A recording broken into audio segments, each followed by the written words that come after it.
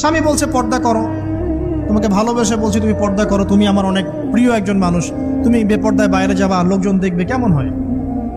ঠিক আছে, তোমাকে তো আমিই বিয়ে করেছি, তুমি আমার মানুষ, তোমাকে দেখবে কেন? প্রিয় মা ও বোনেরা, পর্দা ছাড়বেন না। আপনাদের জন্য 4টা কাজ: স্বামীর আনুগত্য করা, লজ্জাস্থানের হেফাজত করা, আপনার 5 ওয়াক্ত সালাত ঠিকঠাক মতো আদায় করা এবং রমজান মাসে সাওম রাখা। নবীজি বলেছেন সাল্লাল্লাহু আলাইহি ওয়াসাল্লাম, জান্নাতের যে কোনো দরজা দিয়ে ইচ্ছা আপনি প্রবেশ করতে পারেন। আপনার জন্য সহজ। আর স্বামীর আনুগত্য বলতে আমি বুঝাইনি স্বামীর দাসত্ব করতে হবে, এটা বলিনি।